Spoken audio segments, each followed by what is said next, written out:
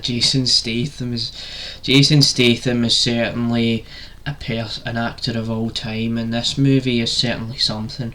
Because welcome back to the James Rambling Reviews for yet another episode. In today's episode, I'm actually going to be reviewing for you A Working Man, 2025 Jason Statham, sort of meant to be like a revenge story, action-packed movie, right? There's all of that, and we'll get into how I felt about the film, what I'd give the movie out of 10 and stuff like that. But I'll give you like a bit of context here. With Jason Statham movies, I do like the appeal of them, how it's just absolutely corny, cringy, cheesy dialogue with action scenes that are just so bombastic and over the top. Like, one of the favourites of mine from Jason Statham over the past few years is Meg 1 and 2. I've seen both of them like a couple of times and just enjoy those. But honestly, with his last, instalment in his acting career with The Beekeeper, was majorly disappointed by the film. And so there's definitely all of that. In this movie, A Working Man actually brings back the director of A Beekeeper and Jason Statham. So you've got all of this. The movie is almost 2 hours long. You actually have Sylvester Stallone producing and writing quite a bit of the film as well. So there's all of that. So the first thing I'm going to say is I'm going to give you a rundown what the movie is about. I might mention a couple of things about what the movie's about so the review starts to flesh itself out a bit better. So if you haven't seen the film, definitely go and watch it to figure it out for yourself. So this movie, what you have here is you've got Jason Statham. He works this 9 to 5 job at a construction site, and there's this idea that, there's this girl that needs to be protected and saved because his boss's daughter goes missing, because the Russian mafia decides to kidnap her, and they go through this process where there's like drugs involved, there's gangs on the loose, there's cartel in the mix, and so that's probably the best way you can describe about this movie. And so let's begin with how I felt about the film. And so the first thing off of the bat with this movie is kinda like a hit and miss situation where there is a lot of scenes that I actually just wasn't entirely invested in. And then there was a bunch of scenes where I was like, wow, that's really cool, that's really awesome. So the first thing that comes to mind is, I think Jason Statham is the best part of this movie. Like, there are points where he just says some absolutely chaotic, nonsensical dialogue that doesn't really relate to anything going on. Like, if you want to know one thing about the film, right, there's this one scene where he's just like, I don't believe in people, but I believe in biology, and it's like that sort of stuff where he just says some absolute nonsense, and it's all of that kind of thing where you just get entertained by him saying silly things.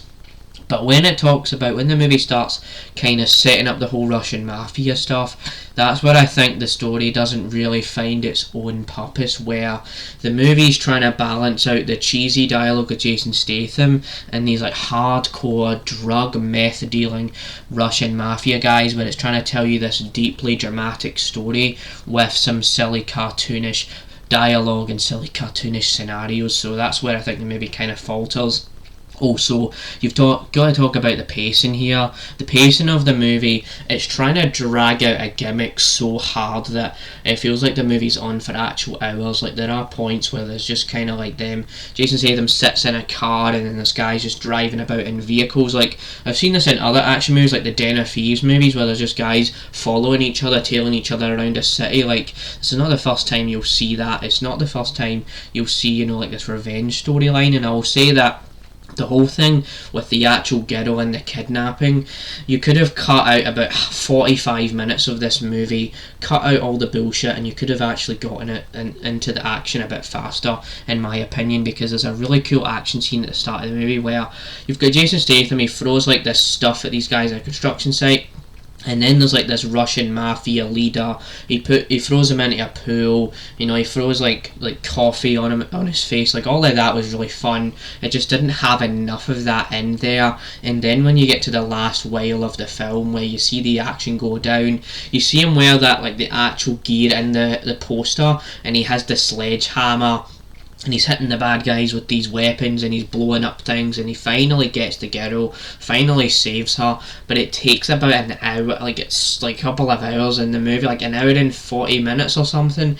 And then you just have a scene towards the end of the film where, You know, Jason Statham is reunited with David Harbour, because yes, I forgot to mention this, David Harbour is a side character in this movie, and he's alright in the film, but he's not in it nearly enough. He's just kind of like this guy that has guns, and if you saw the trailer for The Working Man, right, A Working Man, he's like the guy that supplies him with all the guns, but he doesn't supply him with all the guns till later on in the film, so you don't really get that cool, fun action that Jason Statham is known for until later on in the movie, which is where I think the film faltered. I think the storyline just needed to cut a few things out.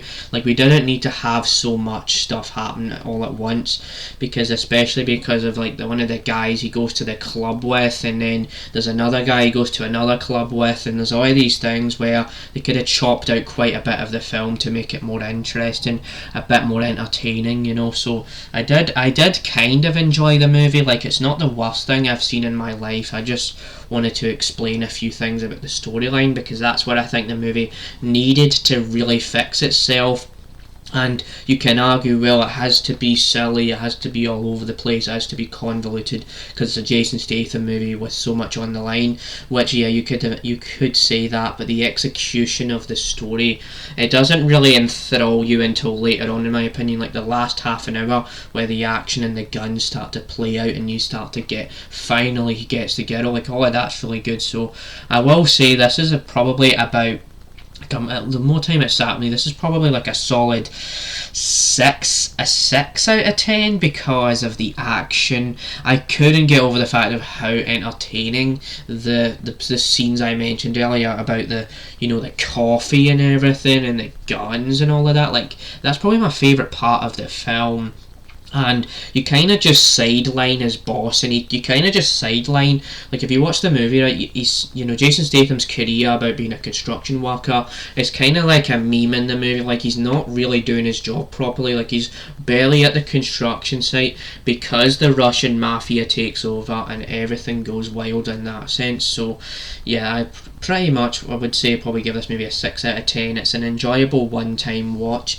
If you're looking for something to pass the time, this movie will give you that.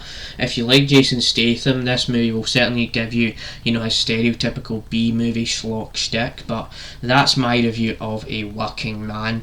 Definitely not going to go down as one of the worst movies of the year, but I've watched worse. I mean, there's a movie called Sinners. I think that's still a lot worse than this. So yeah, that's my review of A Working Man, the 2025 movie review. This is more of a deep dive review for you, so if you want to hear all the details, if you want to go watch the film, go watch it before you watch this review, stuff like that, and I'll link down below where I watched it on Amazon Prime. So stay tuned for more reviews, and see you later, because this movie is certainly a working man of all time. Bye.